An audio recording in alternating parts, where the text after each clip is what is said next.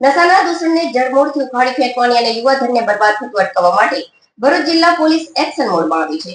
Ankleshwar GIDC સ્થિત diamond children theatre ખાતે police વિભાગ દ્વારા NDPS narcotic drugs and psychotropic સબસ્ટાન્સીસ act અંગે એક ભવ્ય જનજાગૃતિ કાર્યક્રમનું આયોજન કરવામાં આવ્યું હતું, જેમાં ઉપસ્થિત મહાનુભાવોના હસ્તે દીપ પ્રાગટ્ય કરીને કાર્યક્રમની વિધિવત શરૂઆત કરવામાં આવી હતી.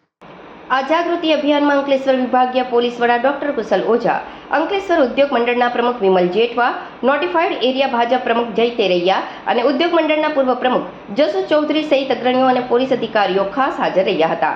આ ઉપરાંત શહેરની વિવિધ શાળાઓના વિદ્યાર્થીઓ અને શિક્ષકોએ મોટી સંખ્યામાં હાજરી આપી નશામુક્ત સમાજ નિર્માણના સંકલ્પને ટેકો આપ્યો હતો.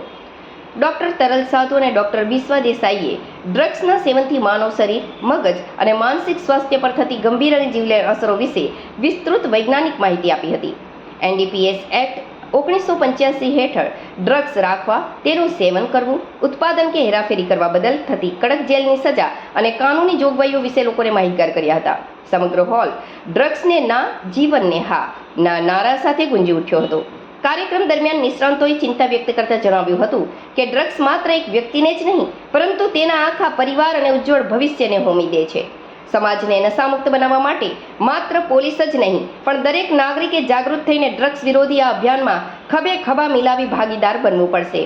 પોલીસ અધિકારીઓ અને મહાનુભાવોએ દેશના ભવિષ્ય સમાન યુવાનોને નશાના કરતાથી દૂર રહી સ્વસ્થ, સુરક્ષિત અને સકારાત્મક જીવન જીવવા માટે ખાસ અપીલ કરી હતી.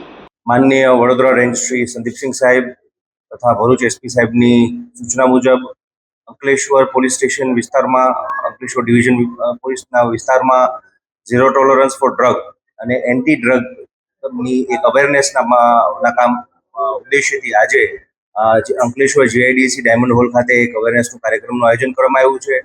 જેમાં મુખ્યત્વે શાળા અને કોલેજના પ્રિન્સિપાલ, ટીચર્સ, સ્ટુડન્ટ્સ, પેરેન્ટ્સ તથા તેમને અવન જવનમાં જે પણ લોકો ડ્રાઈવર્સ છે કે જે બસના સંચાલકો છે તેમને અત્યારે ઉપસ્થિત છે અને તેમના ડ્રગ્સ અવેરનેસ અને ડ્રગ્સથી કેવી રીતે દૂર રહી શકાય અને કદાચ કોઈ પણ વ્યક્તિ ભોગ બને છે તેમાં પોલીસની કેવી રીતે મદદ લઈ શકાય અને કેવી રીતે આપણે આપણી સોસાયટીને ડ્રગ્સ ફ્રી રાખી શકીએ તે બાબતેનો એક અવેરનેસનો તથા એક પ્રકારની ડિસ્કશનનો તથા એક ઇન્ટરેક્ટિવ સેશનનું આયોજન કરવામાં આવ્યું છે.